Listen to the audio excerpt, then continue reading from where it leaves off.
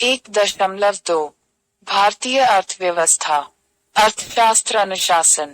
प्रत्येक विषय का अध्ययन उसे परिभाषित करने की प्रक्रिया से प्रारंभ होता है।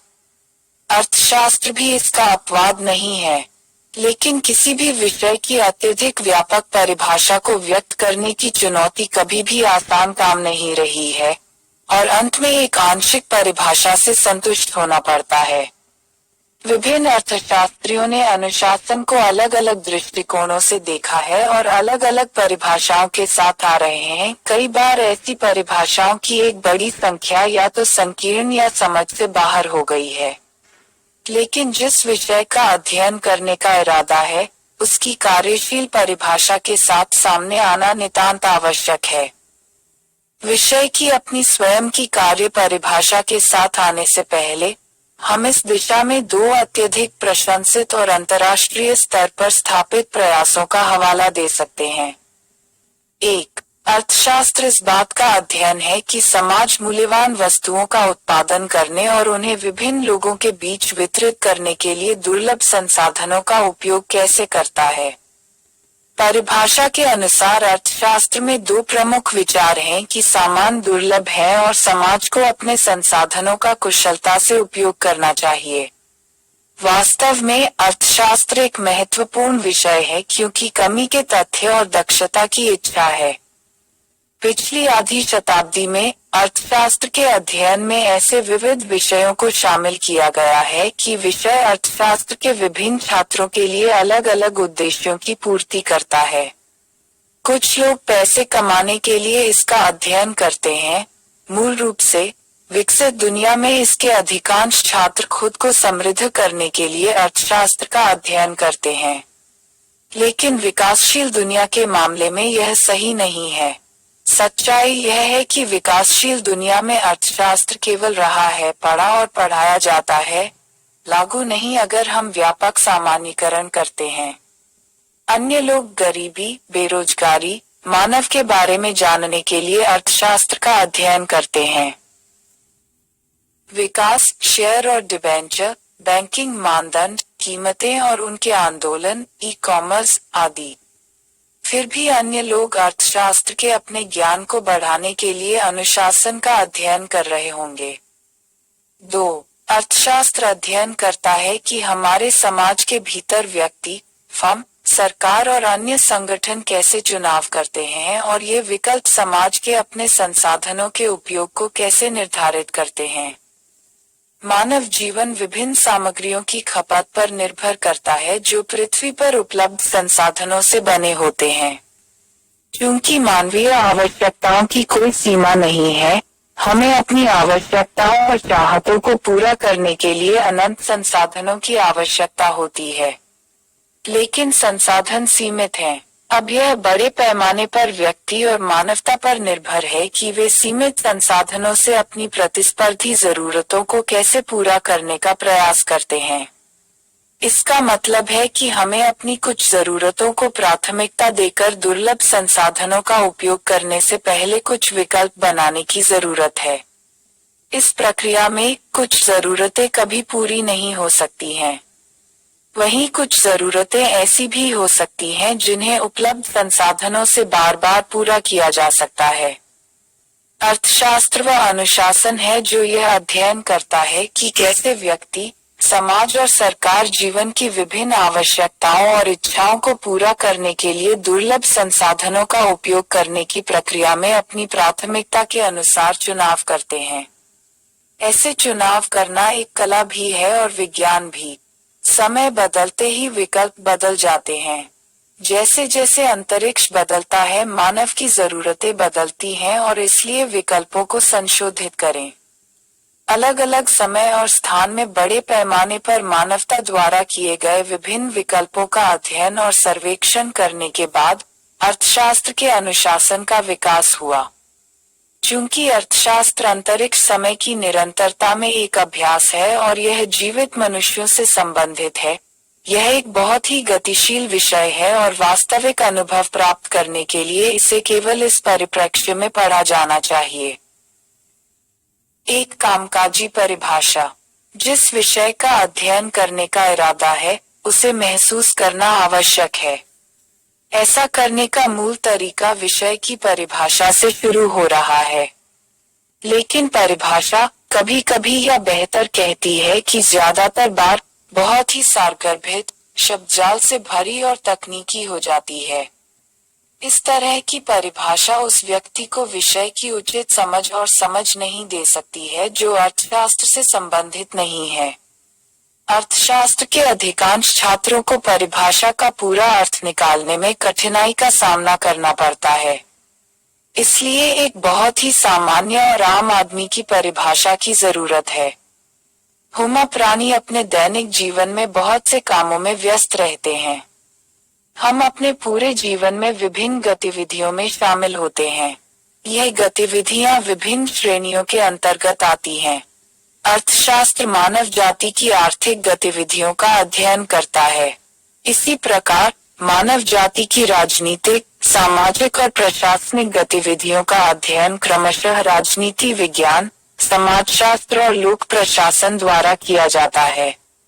यही कारण है कि इन विषयों को मोटे तौर पर मानविकी के रूप में वर्गीकृत किया गया है, क्योंकि ये सभी मानवीय गतिविधियों का अध्ययन करते हैं।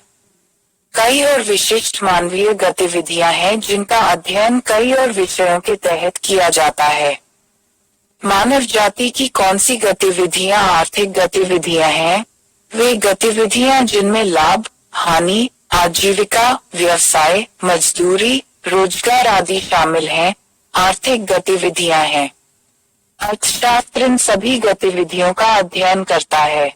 आज अर्थशास्त्र की कई शाखाएं हैं और यह वैश्विक, स्थूल और सूक्ष्म स्तरों पर अत्यधिक विविध विषयों का अध्ययन करता है। कुछ लोग ईंधन कुशल कारों के लिए क्यों जाते हैं जबकि अन्य ईंधन की खपत वाली स्पोर्ट्स कारों के लिए जाते हैं? गरीब गरीब क्यों हैं? क्या पूंजीवाद आर्थिक असमानता को तेज करने के लिए अभिशप्त है? क्या वैश्वीकरण की प्रक्रिया गरीब अमीर की खाई को पाटने में सक्षम होगी और दुनिया पर एक सार्वभौमिक समरूप प्रभाव डाल सकेगी? इस तरह के विविध और कई अन्य प्रश्न अर्थशास्त्र के क्षेत्र में आते हैं। इन दिनों हम सूचना प्रौद्योगिकी को भी देते हुए देख सकते हैं। आमतौर पर अर्थशास्त्र के लिए नया आयाम। अर्थशास्त्र और अर्थव्यवस्था। अर्थशास्त्र और अर्थव्यवस्था के बीच का संबंध केवल यह कहना, सिद्धांत और व्यवहार का है। जबकि पहला मानव के आर्थिक व्यवहार का अध्ययन करने वाला एक अनुशासन है, बाद वाला इसका एक स्थिर चित्र है। अर्थशास्त्र बाजार, रोजगार आदि के सिद्धांतों के साथ सामने आएगा और एक अर्थव्यवस्था उन चीजों की वास्तविक तस्वीर है जो कुछ क्षेत्रों में समान सिद्धांतों के आवेदन के बाद उभरती हैं। अर्थव्यवस्था एक निश्चित क्षेत्र में खेल में अर्थशास्त्र है। इस क्षेत्र को आज एक देश, एक राष्ट्र, भारतीय अर्थव्यवस्था, रूसी अर्थव्यवस्था, फ्रांसीसी अर्थव्यवस्था आदि के रूप में सबसे अच्छी तरह से परिभाषित किया गया है। अर्थव्यवस्था का कोई मतलब नहीं है।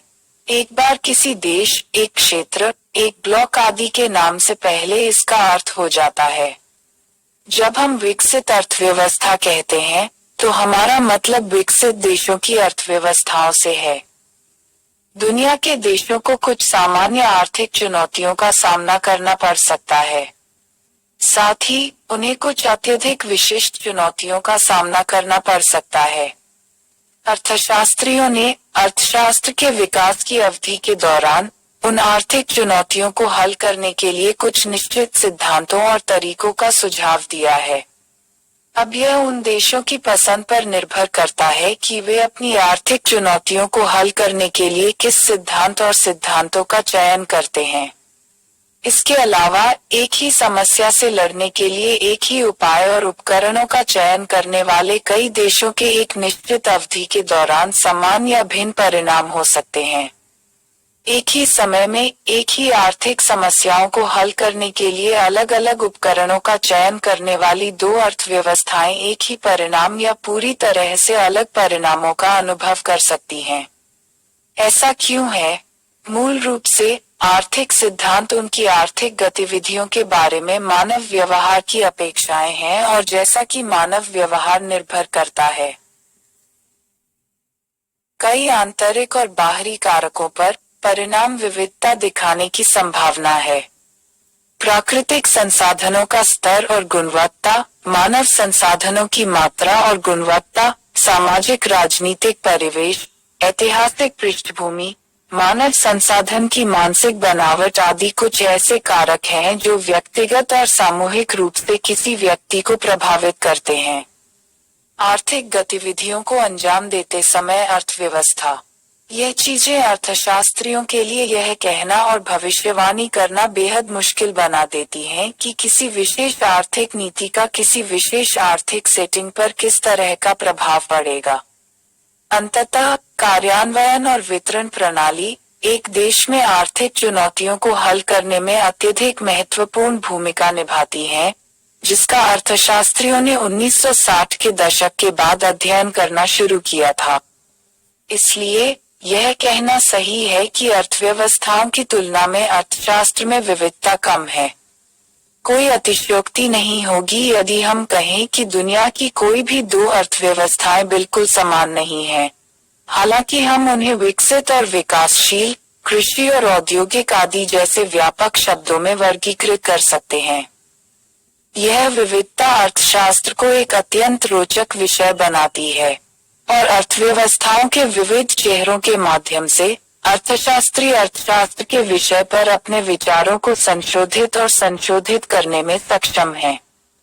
अर्थशास्त्र का विकासवादी इतिहास अर्थव्यवस्थाओं के समकालीन परिणामों और अनुभवों के आधार पर पिछले सिद्धांतों में संशोधनों के अलावा और कुछ नहीं है। यह कहना विकासशील, कृषि और औद्योगिक आदि जैसे व्यापक शब्दों में वर्गीकृत कर सकते हैं। यह विविधता अर्थशास्त्र को एक अत्यंत रोचक विषय बनाती है और अर्थव्यवस्थाओं के विविध चेहरों के माध्यम से अर्थशास्त्री अर्थशास्त्र के विषय पर अपने विचारों को संशोधित और संशोधित करने में सक्षम हैं। अर्थशास्त्र का विकासवादी इतिहास अर्थव्यवस्थाओं के समकालीन परिणामों और अनुभवों के आधार पर पिछले सिद्धांतों में संशोधनों के अलावा और कुछ नहीं है। यह कहना सही है कि अर्थशास्त्र वास्तविक जीवन प्रथाओं और विशेष रूप से अभ्यास से सिद्धांत तक विकसित हुआ है। जैसे जैसे प्रथाओं के नए आयाम होंगे, अर्थशास्त्र के सिद्धांतों में भी नए और अधिक कल्पनाशील आयाम होंगे। अर्थशास्त्र का फोकस। अर्थशास्त्र का अध्ययन करने का वास्तविक उद्देश्य क्या है? आखिर अर्थशास्त्री क्या स्पष्ट करने की कोशिश कर रहे हैं? और अनुशासन के जन्म के बाद से अर्थशास्त्र और अर्थशास्त्रियों का ध्यान क्या रहा है? यद्यपि अर्थशास्त्र आज कई मुद्दों और विषयों का अध्ययन करता है, यदि हम एक समग्र चित्र लें, तो इसका सार बहुत ही सरल रहा है। पृथ्वी पर मानव जीवन की बेहतरी। बड़े पैमाने पर मानवता की जीवन स्थितियों में सुधार करना अनुशासन का वास्तविक और अंतिम लक्ष्य रहा है। इस प्रक्रिया में अर्थशास्त्री कई सिद्धांतों और प्रस्तावों को व्यक्त कर रहे हैं कि कैसे एक अर्थव्यवस्था अपनी आर्थिक क्षमता और मूल्य को अधिकतम कर सकती है।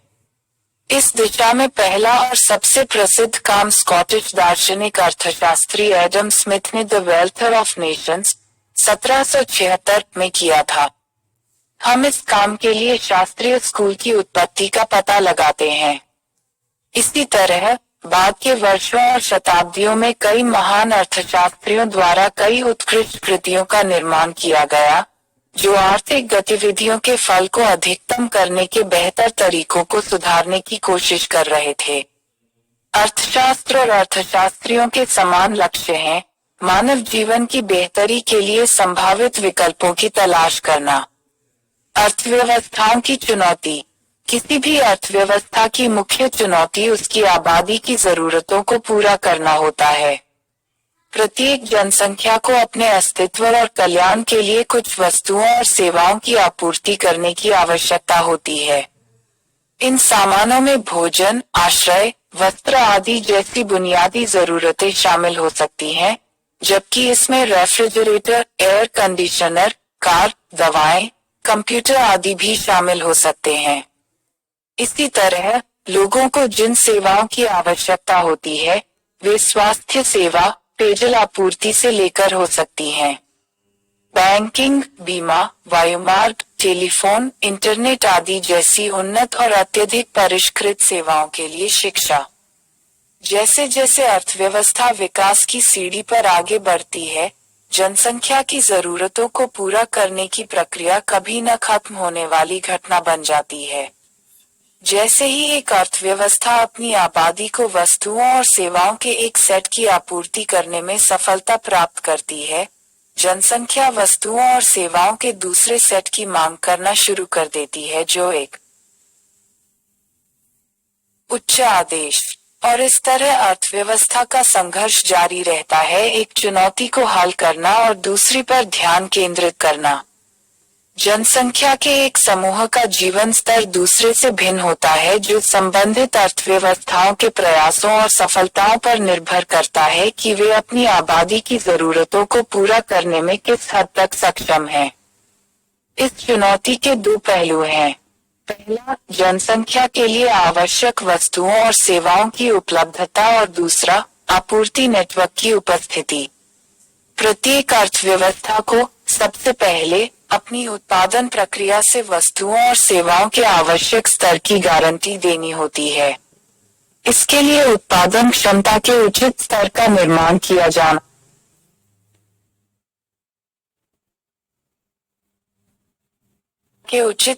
निर्माण किया जाना चाहिए जिसके लिए एक विशेष स्तर के पूंजी निर्माण या निवेश की आवश्यकता होती है। निवेश योग्य फंड का प्रबंधन कहां से किया जाएगा, यह एक अलग सवाल है। निवेश सरकार, घरेलू निजी क्षेत्र या विदेशियों से आएगा या नहीं? एक बार जब इन विवरणों को साफ कर दिया जाता है और अर्थव्यवस्था की सामाजिक आर्थिक स्थिति के अनुसार चुना जाता है, तो उत्पादित वस्तुओं और सेवाओं के लिए एक उचित वितरण नेटवर्क का आश्वासन दिया जाता है। वितरण नेटवर्क मॉडल। वितरण नेटवर्क के क्षेत्र में हमारे पास ऐतिहासिक रूप से तीन मौजूदा मॉडल राज्य, बाजार और राज्य बाजार मिश्रण हैं। पहले प्रकार की वितरण प्रणाली में राज्य यानी सरकार आबादी द्वारा आवश्यक वस्तुओं और सेवाओं की आपूर्ति की पूरी जिम्मेदारी लेता है। उपभोक्ता द्वारा कोई भुगतान नहीं किया जा रहा है। पूर्व सोवियत संघ और कम्युनिस्ट चीन सबसे अच्छे उदाहरण हैं। दूसरी श्रेणी में वितरण का बाजार तरीका आता है जो मूल्य तंत्र के आधार पर कार्य करता है। इस प्रणाली में वस्तुओं और सेवाओं को बाजार में उपलब्ध कराया जाता है और उनकी मांग और आपूर्ति के आधार पर उनकी कीमतें खुले बाजार में निर्धारित की जाती हैं और अंत में वे आबादी में वितरित हो जाती हैं। यह थी पूंजीपतियों की वितरण प्रणाली। 1930 के दशक तक पूरे यूरो अमेरिका की अर्थव्यवस्थाएं वितरण का तीसरा और सबसे प्रचलित तरीका राज्य बाजार मिश्रण पूर्व दो प्रणालियों के अनुभवों से विकसित हुआ। इस वितरण प्रणाली में कुछ वस्तुएं और सेवाएं हैं जो जनता को स्वतंत्र रूप से या राज्य द्वारा रियायती कीमतों पर उपलब्ध कराई जा सकती हैं और कुछ की आपूर्ति बाजार द्वारा की जा सकती है जिसके लिए उपभोक्ताओं को भुगतान करने की आवश्यकता होती है। आज दुनिया की लगभग सभी अर्थव्यवस्थाएं किसी न किसी प्रकार की वितरण प्रणाली का पालन करती हैं। चूंकि किसी अर्थव्यवस्था की जनसंख्या की सामाजिक आर्थिक संरचना राज्य द्वारा आपूर्ति की जाने वाली वस्तुओं और सेवाओं के मिश्रण को बदल देती है और बाजार समय समय पर अर्थव्यवस्थाओं में पुनर्परिभाषित हो जाता है। एक अर्थव्यवस्था का आयोजन।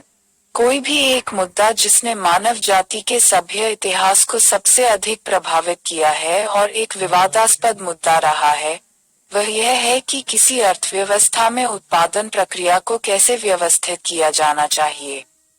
क्या उत्पादन की एकमात्र जिम्मेदारी राज्य सरकार की होनी चाहिए या इसे पूरी तरह से निजी क्षेत्र पर छोड़ देना चाहिए?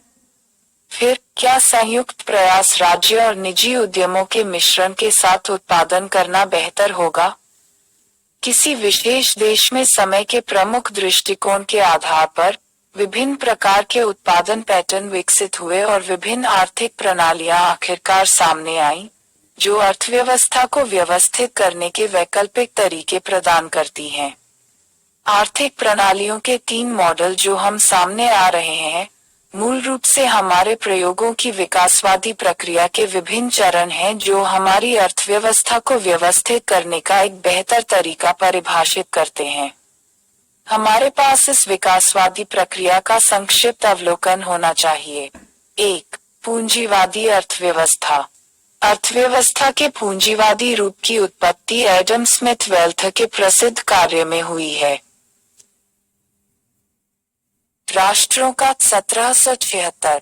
एडम स्मिथ 1723-1790 ग्लासगो विश्वविद्यालय में स्कॉटिश दार्शनिक अर्थशास्त्री प्रोफेसर, जिनके लेखन ने शास्त्रीय अर्थशास्त्र का आधार बनाया था, ने कुछ अच्छे विचारों पर जोर दिया था जो कुछ पश्चिमी देशों में कल्पना करने वाले थे और अंत में पूंजीवाद ने जन्म लिया।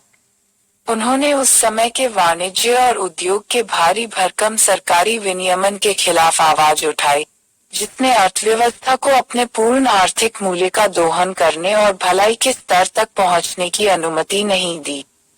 श्रम विभाजन, हस्तक्षेप, सरकार द्वारा गैर हस्तक्षेप के वातावरण पर जोर देते हुए उन्होंने प्रस्तावित किया कि बाजार की ताकतों, मूल्य तंत्र का अदृश्य हाथ अर्थव्यवस्था में संतुलन की स्थिति लाएगा और एक देशवासियों का सामान्य कल्याण।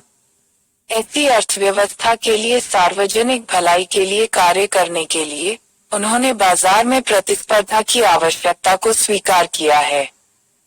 एक बार जब संयुक्त राज्य अमेरिका ने स्वतंत्रता प्राप्त की, तो एडम स्मिथ के विचारों को अपनी सार्वजनिक नीति का हिस्सा बना दिया गया वेल्थ ऑफ नेशंस के प्रकाशित होने के ठीक 1 साल बाद। यहीं से यह विचार यूरो अमेरिका के अन्य हिस्सों में फैल गया। 1800 तक पूंजीवाद नामक आर्थिक प्रणाली की स्थापना हुई, जिसे बाद में अलग अलग नामों से जाना गया। निजी उद्यम प्रणाली, मुक्त उद्यम प्रणाली, बाजार अर्थव्यवस्था। क्या उत्पादन करना है, कितना उत्पादन करना है और किस कीमत पर बेचना है, इसका निर्णय इस प्रणाली में निजी उद्यमों द्वारा बाजार द्वारा लिया जाता है, जिसमें राज्य की कोई आर्थिक भूमिका नहीं होती है। 2. राज्य की अर्थव्यवस्था। जर्मन दार्शनिक कार्ल मार्क्स 1818-1883 द्वारा प्रस्तावित ऐतिहासिक परिवर्तन के विचारों में निहित, विशेष रूप से इस तरह की आर्थिक प्रणाली बोल्शेविक क्रांति 1917 के बाद तत्कालीन यूएसएसआर में पहली बार सामने आई और इसे जनवादी गणराज्य में अपना आदर्श आकार मिला। चीन 1949। आर्थिक व्यवस्था का यह रूप पूर्वी यूरोप के अन्य देशों में भी फैल गया। यहाँ हम 2 देखते हैं। राज्य की अर्थव्यवस्था के संस्करण। पूर्व में सोवियत संघ को समाजवादी अर्थव्यवस्था के रूप में जाना जाता था और 1985 के पूर्व चीन में साम्यवादी अर्थव्यवस्था के रूप में जाना जाता था। जबकि समाजवादी अर्थव्यवस्था ने उत्पादन के साधनों, संपत्ति और संपत्ति के सामूहिक स्वामित्व पर जोर दिया और इसने अर्थव्यवस्था को चलाने में राज्य को एक बड़ी भूमिका दी। कम्युनिस्ट अर्थव्यवस्था ने श्रम सहित सभी संपत्तियों के राज्य के स्वामित्व की वकालत की और राज्य को चलाने में पूर्ण शक्ति दी। अर्थव्यवस्था हालांकि मार्क्स के लिए समाजवाद साम्यवाद के लिए एक संक्रमणकालीन चरण था, यह वास्तविकता में कभी नहीं हुआ। मूल रूप से अर्थव्यवस्था का यह रूप पूंजीवाद की प्रचलित लोकप्रिय आर्थिक प्रणाली की प्रतिक्रिया में आया और इसके ठीक विपरीत प्रस्तावित किया। उत्पादन, आपूर्ति और कीमतों से संबंधित सभी निर्णय राज्य द्वारा ही लिए जाने का सुझाव दिया गया था। ऐसी अर्थव्यवस्थाओं को केंद्रीकृत अर्थव्यवस्था, केंद्रीय रूप से नियोजित अर्थव्यवस्था, गैर बाजार अर्थव्यवस्था के रूप में भी जाना जाता था। समाजवादी और साम्यवादी अर्थव्यवस्थाएं शोषण पर आधारित पूंजीवादी अर्थशास्त्र की आलोचना करती थीं। जवाब में पूंजीवादी अर्थव्यवस्थाओं ने उन्हें राज्य पूंजीवाद के व्यवहारकर्ता कहा, जहां राज्य एकमात्र शोषक थे। लगभग 1980 के दशक के मध्य तक कम्युनिस्ट और कम्युनिस्ट विरोधी प्रचारों के परिणामस्वरूप गंभीर बौद्धिक चर्चा हुई। 3. मिश्रित अर्थव्यवस्था। बाजार की आत्म सुधारात्मक गुणवत्ता और एडम स्मिथ के अदृश्य हाथ में विश्वास को 20वीं शताब्दी की शुरुआत में महामंदी 1929 के दौरान एक बड़ा झटका लगा। मंदी का प्रभाव संयुक्त राज्य अमेरिका से पश्चिमी यूरोप की अन्य अर्थव्यवस्थाओं में फैल गया, जिससे बड़े पैमाने पर बेरोजगारी बढ़ गई, मांग और आर्थिक गतिविधियों में गिरावट और औद्योगिक उद्यमों में तालाबंदी हो गई। प्रचलित स्मिथोनियन मैक्रो विचार संकट की जांच करने में विफल रहे। एक नए दृष्टिकोण की आवश्यकता थी जो प्रसिद्ध कार्य the general theory of employment, interest and money में आया। 1936 कैम्ब्रिज यूनिवर्सिटी के अंग्रेजी अर्थशास्त्री जॉन मेनार्ड कीन्स द्वारा 1883-1946 कीन्स ने लाइसेंस फेयर के सिद्धांतों और अदृश्य हाथ की प्रकृति पर सवाल उठाया। उन्होंने यह भी कहा कि अदृश्य हाथ अर्थव्यवस्था में संतुलन लाता है, लेकिन गरीबों का गला घोंटकर। उन्होंने सुझाव दिया कि सभी को रोजगार प्रदान करने के लिए कीमतें और मजदूरी पर्याप्त लचीली नहीं है। इसका मतलब है कि कुछ लोग बेरोजगार होंगे जब अर्थव्यवस्था अपनी पूरी क्षमता पर होगी। अंततः मांग में गिरावट आसन होगी, जिसके परिणामस्वरूप मंदी होगी, और यदि इसे नियंत्रित नहीं किया गया तो 1929 में हुई मंदी में बाजार तंत्र की सीमाओं पर सवाल उठाते हुए कीन्स ने अर्थव्यवस्था में मजबूत सरकारी हस्तक्षेप का सुझाव दिया। अर्थव्यवस्था को मंदी से बाहर निकालने के लिए उन्होंने वस्तुओं और सेवाओं की मांग को बढ़ावा देने के लिए सरकारी व्यय, विवेकाधीन राजकोषीय नीति, राजकोषीय घाटा, कम ब्याज दर, सस्ते पैसे की आपूर्ति आदि में वृद्धि का सुझाव दिया, क्योंकि यही कारण था। डिप्रेशन। जैसा कि कीनसन नीतियों का पालन किया गया था, संबंधित अर्थव्यवस्थाओं को महामंदी से सफलतापूर्वक बाहर निकाला गया था। जब कीन्स महामंदी के कारणों और उपचारों के बारे में पूछताछ कर रहे थे, उन्होंने पूरे यूरो अमेरिका में प्रचलित पूंजीवादी आर्थिक व्यवस्था पर सवाल उठाया। उन्होंने समाजवादी अर्थव्यवस्था, समाजवादियों के आर्थिक आदर्श यानी पूर्व यूएसएसआर के लक्ष्यों को आत्मसात करने के लिए पूंजीवादी व्यवस्था का सुझाव दिया। उस समय की पूंजीवादी अर्थव्यवस्थाओं में सभी बुनियादी वस्तुएं और सेवाएं बाजार तंत्र का हिस्सा थीं, यानी निजी क्षेत्र द्वारा उत्पादित और आपूर्ति की जा रही थी। इसका मतलब यह था कि लोगों को आवश्यक लगभग हर चीज की आपूर्ति निजी उद्यमों द्वारा बाजार के माध्यम से की जाती थी, जो अंततः धन और धन का एक आयामी आंदोलन था। लोगों के द्रव्यमान से उत्पादन और आपूर्ति श्रृंखला को नियंत्रित करने वाले कुछ लोगों के लिए, और जनता गुजर रही थी हर दिन गरीबी की प्रक्रिया, जिससे उनकी क्रय शक्ति कमजोर हो रही है। अंत में इसने समग्र मांग को प्रभावित किया और महामंदी में परिणत हुआ। केनेसियन सलाह के अनुसरण के रूप में पूंजीवादी अर्थव्यवस्थाओं में कई ट्रेंडसेटिंग आर्थिक नीतियां शुरू की गईं। एक बहुत ही महत्वपूर्ण पहल जो सामने आई वह थी अर्थव्यवस्था में सरकार की सक्रिय भूमिका। सरकारों ने कुछ बुनियादी वस्तुओं और सेवाओं का उत्पादन और आपूर्ति शुरू की, जिन्हें सार्वजनिक सामान के रूप में जाना जाता है। इन वस्तुओं का मूल रूप से सभी को पोषण के न्यूनतम स्तर, स्वास्थ्य देखभाल, स्वच्छता, शिक्षा, सामाजिक सुरक्षा आदि की गारंटी देना था। सार्वजनिक वस्तुओं पर व्यय सरकारी खजाने पर किया गया था, भले ही इसके लिए घाटे के वित्तपोषण की आवश्यकता हो। 1930 से 1950 के दशक तक यूरो अमेरिका में सकल घरेलू उत्पाद का लगभग 50% सरकारों द्वारा सार्वजनिक वस्तुओं पर खर्च किया गया, जो सामाजिक क्षेत्र के रूप में भी लोकप्रिय हो गए। आवश्यक सामान और सेवाएं जो अब तक लोगों द्वारा निजी वस्तुओं के रूप में खरीदी जा रही थीं, जल्द ही राज्य द्वारा मुफ्त में उपलब्ध कराई गईं, जिससे लोगों को उन वस्तुओं और सेवाओं की मांग पैदा करने के लिए अधिक अतिरिक्त पैसा मिल गया, जो इसका हिस्सा थे। बाजार का उपरोक्त उदाहरण को यहाँ केवल इस प्रक्रिया को दिखाने के लिए उद्धृत किया गया है कि कैसे गैर बाजार अर्थव्यवस्था यानी राज्य की अर्थव्यवस्था के कुछ उपयोगी लक्षणों को शामिल करके पूंजीवाद ने खुद को फिर से परिभाषित किया।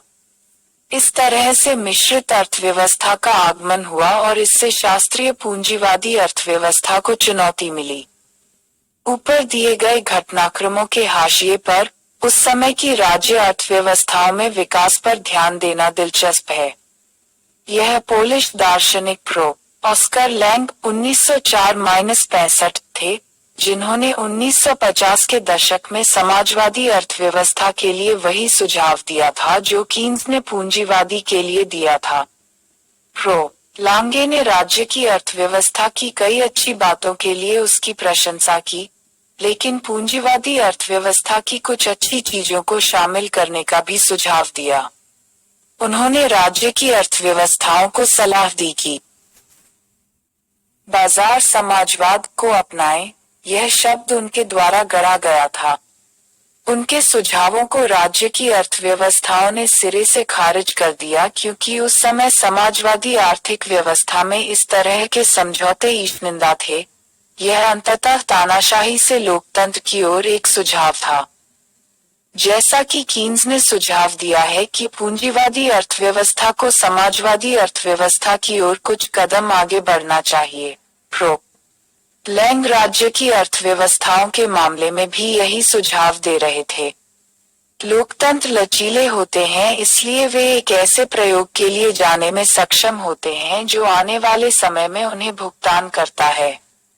लेकिन समाजवादी और साम्यवादी राजनीतिक व्यवस्था स्वभाव से जिद्दी होने के कारण उन्होंने कोई प्रयोग नहीं किया और इस तरह अपने आर्थिक पतन की ओर बढ़ने लगे। यह माओ त्से-तुंग के नेतृत्व में कम्युनिस्ट चीन में था, जहां पहली राय कुल राज्य आर्थिक नियंत्रण के खिलाफ आई थी, और राज्य की अर्थव्यवस्था यानी चीन के अंतिम उदाहरण ने तानाशाही के राजनीतिक डिजाइन के तहत एक सीमित बाजार अर्थव्यवस्था की ओर अपनी तैयारी शुरू कर दी। 1985 में चीन ने अपनी खुले द्वार नीति की घोषणा की, जो बाजार समाजवाद में पहला प्रयोग था। प्रो लैंग की आखिरी हंसी थी। अन्य राज्य अर्थव्यवस्थाओं, हालांकि बिना तैयारी के पकड़े गए, ने बाजार समाजवाद की दिशा में चीनी प्रयोग का पालन किया। हालांकि अधिकांश राज्य अर्थव्यवस्थाओं के लिए बाजार समाजवाद पर स्विच करना आसान नहीं रहा है। सोवियत संघ में बाजार समाजवाद की दिशा में प्रयास, ग्लासनोस्ट खुलेपन और प्रेस्ट्रोइका पुनर्गठन के उदात्त विचारों से प्रेरित होकर राष्ट्र राज्य का बहुत विघटन हुआ। विशेषज्ञ इसे आर्थिक कुप्रबंधन का राजनीतिक नतीजा मानते हैं। अन्य राज्य अर्थव्यवस्थाओं ने अपने संक्रमण चरणों में बाजार समाजवाद के लिए प्रमुख आर्थिक टूटने का अनुभव किया। मूल रूप से बाजार समाजवाद में सुगम संक्रमण के लिए कुछ पूर्वापेक्षाएं पहले से ही रखी जानी आवश्यक थीं। माओ के समय से ही चीन इस गृह कार्य में काफी आगे था। 4. विशेष रूप से 1975 के बाद से, जो एक वास्तविक विजेता के रूप में उभरा राज्य अर्थव्यवस्था का एक आदर्श प्रकार का उदाहरण जो एक विशाल बाजार अर्थव्यवस्था में आसानी से रूपांतरित हो रहा है। कई दशकों तक चली ये दो घटनाएं एक दूसरे की आर्थिक प्रणालियों और अनुभवों से आर्थिक लक्षणों के समय पर और तर्कसंगत चयन के अलावा और कुछ नहीं थीं। 1980 के दशक के अंत तक दुनिया में न तो पूंजीवादी अर्थव्यवस्था का शुद्ध उदाहरण था और न ही राज्य की अर्थव्यवस्था का शुद्ध उदाहरण।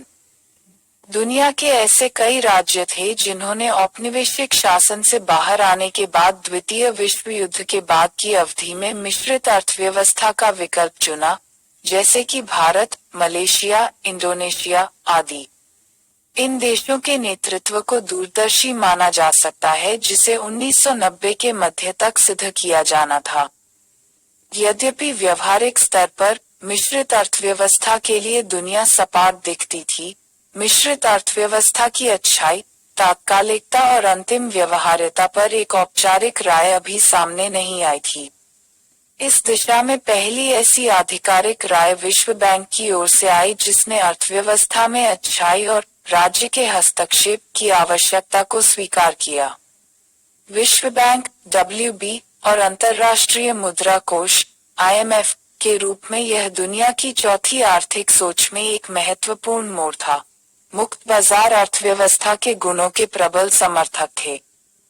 21वीं सदी में प्रवेश करने वाली विश्व विकास रिपोर्ट 1999 के प्रकाशन के साथ अंतिम सहमति सामने आई, जिसमें WB ने कहा, सरकारें विकास में महत्वपूर्ण भूमिका निभाती हैं, लेकिन नियमों का कोई सरल सेट नहीं है जो उन्हें बताता है कि क्या करना है। WB ने इस महत्वपूर्ण दस्तावेज में सुझाव दिया कि प्रत्येक देश को अपने आर्थिक स्तर के आधार पर क्षेत्रों और बाजार की सीमा और राज्य के हस्तक्षेप का निर्धारण करना चाहिए। विकास, सामाजिक, राजनीतिक और अन्य ऐतिहासिक कारक। पिछले WB दस्तावेज ने मूल रूप से ऐतिहासिक रूप से मौजूदा आर्थिक आदेशों, अर्थात मुक्त बाजार अर्थव्यवस्था और राज्य अर्थव्यवस्था, जिसका अर्थ था कि एडम स्मिथ और कार्ल मार्क्स को रद्द कर दिया गया था, को मूल रूप से खारिज कर दिया था, वह भी दोनों के ऐतिहासिक अनुभवों के आधार पर। दुनिया, बल्कि दस्तावेज दोनों आर्थिक आदेशों यानी मिश्रित अर्थव्यवस्था के मिश्रण की वकालत करता है। लंबे समय से चली आ रही वैचारिक दुविधा कि क्या बाजार अर्थव्यवस्था या राज्य की अर्थव्यवस्था बेहतर थी या अर्थव्यवस्था को व्यवस्थित करने का सबसे अच्छा तरीका आने वाले समय के लिए हल हो गया था। दस्तावेज ने दोनों प्रणालियों की अच्छी बातों को इंगित किया और निष्कर्ष निकाला कि उनके बीच द्विभाजन का संबंध नहीं है, बल्कि पूरकता का है। असली मुद्दा यह नहीं है कि बाजार हो या राज्य, लेकिन दोनों का एक साथ होना ज्यादा मायने रखता है। बाजार अर्थव्यवस्था एक अर्थव्यवस्था के अनुकूल हो सकती है, जबकि संदर्भ में अर्थव्यवस्थाओं की विभिन्न सामाजिक आर्थिक स्थितियों के कारण यह दूसरी के अनुरूप नहीं हो सकती है। इसी तरह राज्य अर्थव्यवस्था मॉडल एक अर्थव्यवस्था की सेवा कर सकता है, लेकिन दूसरे की सेवा नहीं कर सकता है। असली जवाब न तो बाजार के लिए जा रहा है और न ही राज्य के लिए, बल्कि दोनों के विवेकपूर्ण संयोजन के लिए। चूंकि राज्य बाजार मिश्रण अर्थव्यवस्था की सामाजिक, आर्थिक और राजनीतिक स्थितियों पर निर्भर करता है, मिश्रित अर्थव्यवस्था का एक यांत्रिक प्रोटोटाइप कभी नहीं हो सकता है, जिसे हर अर्थव्यवस्था पर सार्वभौमिक रूप से लागू किया जा सकता है। प्रत्येक अर्थव्यवस्था को बाजार और राज्य के अपने मिश्रण का पता लगाने की जरूरत है। फिर उसी राज्य को अपने बदले हुए सामाजिक, आर्थिक, राजनीतिक परिदृश्य के अनुसार आने वाले समय में राज्य बाजार मिश्रण की संरचना को फिर से परिभाषित करने की आवश्यकता हो सकती है। भारत में आर्थिक सुधारों की प्रक्रिया 1991 में शुरू हुई। वास्तव में यह एक नए राज्य बाजार मिश्रण की खोज थी, जबकि भारत आजादी के बाद से एक मिश्रित अर्थव्यवस्था रहा है। आजादी के बाद भारत ने मिश्रित अर्थव्यवस्था का विकल्प चुना जब दुनिया में राज्य बाजार की दुविधा अपने चरम पर थी। अर्थव्यवस्था को व्यवस्थित करने की प्रक्रिया में कुछ बुनियादी और महत्वपूर्ण ढांचागत आर्थिक जिम्मेदारियां राज्य सरकारों, केंद्र और राज्य द्वारा ली गई थीं और बाकी आर्थिक गतिविधियों को निजी उद्यम यानी बाजार पर छोड़ दिया गया था। भारत जिस तरह के राज्य बाजार मिश्रण के लिए गया था, उस समय की सामाजिक, आर्थिक और राजनीतिक परिस्थितियों के लिए उपयुक्त माना जाता था।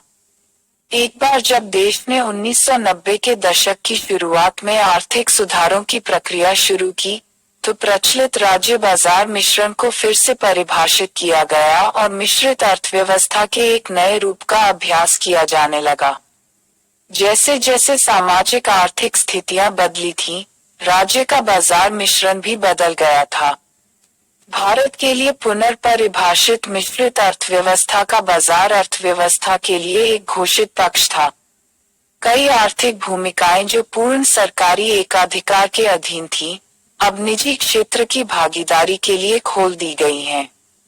उदाहरण अनेक दूरसंचार, बिजली, सड़कें, तेल और प्राकृतिक गैस आदि हैं। साथ ही जिन जिम्मेदारियों को अब तक अकेले राज्य द्वारा वहन किया जा रहा था और जिन्हें केवल राज्य द्वारा ही लिया जा सकता था, उन पर अतिरिक्त जोर दिया गया था। इस श्रेणी में संपूर्ण सामाजिक क्षेत्र की शिक्षा, स्वास्थ्य देखभाल, पेयजल, स्वच्छता, पोषण, सामाजिक सुरक्षा आदि आते हैं। 1991 के पूर्व के वर्षों में भारत की आर्थिक व्यवस्था एक मिश्रित अर्थव्यवस्था थी, जैसा कि 1991 के बाद के वर्षों में है, लेकिन राज्य बाजार मिश्रण की संरचना में बदलाव आया है। भविष्य में जैसे जैसे सामाजिक, आर्थिक और राजनीतिक कारक बदल रहे होंगे, भारत अपनी मिश्रित अर्थव्यवस्था को उसी के अनुसार पुनर्परिभाषित करेगा। मिश्रित अर्थव्यवस्था का उद्भव और विकास इस प्रकार लंबे समय से चली आ रही बहस को सुलझाने में सक्षम था कि अर्थव्यवस्था को व्यवस्थित करने का सबसे अच्छा तरीका क्या था। 1776 में एडम स्मिथ के राष्ट्रों के धन के साथ शुरू हुआ। यह तब तक जारी रहा जब तक हमारे पास 1999 की विश्व विकास रिपोर्ट नहीं थी। WB5 दुविधा लगभग 2.5 शताब्दियों 1776-2000 तक जारी रही। आज एक बार जब विश्व व्यापार संगठन WTO ने विश्व अर्थव्यवस्था को अपने कब्जे में ले लिया है, तो वह जिस मिश्रित अर्थव्यवस्था की वकालत करता है, उसका झुकाव मुक्त बाजार अर्थव्यवस्था की ओर अधिक है। हालांकि यह राज्य को एक आर्थिक गैर इकाई बनाने का प्रचार नहीं करता है, अर्थात यदि आवश्यक हो तो यह आवश्यक क्षेत्रों में अधिक से अधिक राज्य के हस्तक्षेप की गुंजाइश छोड़ देता है। एक अर्थव्यवस्था में राज्य की भूमिका।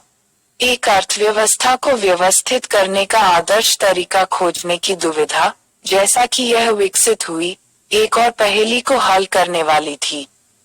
यह पहेली एक अर्थव्यवस्था में राज्य की भूमिका थी। यदि हम विश्व के आर्थिक इतिहास में पीछे मुड़कर देखें तो हमें अर्थव्यवस्था में राज्य सरकार की 3 संभावित भूमिकाएं दिखाई देती हैं।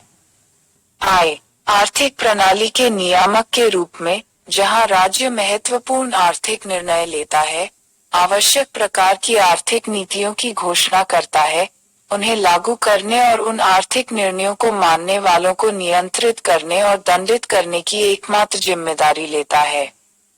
निजी वस्तुओं और सेवाओं के निर्माता और या आपूर्तिकर्ता के रूप में, इनमें वे सभी सामान और सेवाएं शामिल हैं जो बाजार का हिस्सा हैं और जिन्हें बाजार तंत्र के सिद्धांतों के अनुसार जरूरतमंदों के बीच वितरित किया जाएगा। यहाँ राज्य एक निजी उद्यम के रूप में लाभ कमाता है। सार्वजनिक वस्तुओं या सामाजिक वस्तुओं के निर्माता और या आपूर्तिकर्ता के रूप में, इनमें ऐसी वस्तुएं और सेवाएं शामिल हैं जो लोगों के लिए सामाजिक न्याय और कल्याण के दृष्टिकोण से आवश्यक लगती हैं। शिक्षा। 5. विश्व बैंक विश्व विकास रिपोर्ट 1999। 6. इस मुद्दे पर एक अत्यधिक संक्षिप्त और सटीक विचार आता है। विकास वार्षिक विश्व बैंक में मुख्य भाषण। स्वास्थ्य देखभाल, स्वच्छता, पेयजल, पोषण, विकलांगों और वृद्धों की देखभाल आदि इस श्रेणी में आते हैं। ये सामान जो आमतौर पर कभी कभी मुफ्त में वितरित किए जाते हैं, सब्सिडी वाले मूल्यों पर लाभार्थियों तक पहुंच सकते हैं।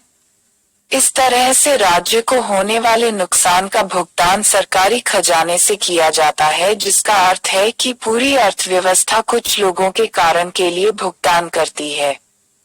चूंकि विभिन्न अर्थव्यवस्थाएं अपनी सामाजिक राजनीतिक विचारधाराओं के अनुसार राज्य के लिए अलग अलग भूमिकाओं का चयन करती हैं, इसलिए दुनिया में अर्थव्यवस्था को व्यवस्थित करने के अलग अलग तरीके थे और अतीत में अलग अलग आर्थिक प्रणालियों का परिणाम था।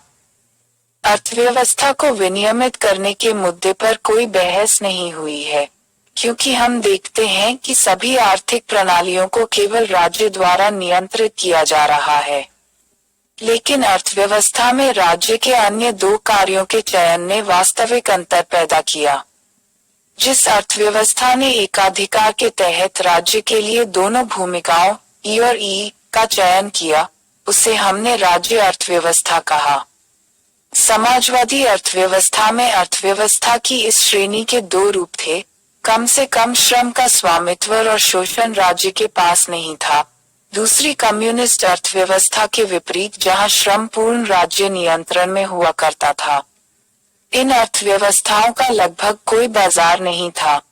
वह आर्थिक प्रणाली जिसने निजी क्षेत्र की एकमात्र जिम्मेदारियों के रूप में ई और ई दोनों भूमिकाओं को छोड़ दिया, पूंजीवादी आर्थिक प्रणाली कहलाती है।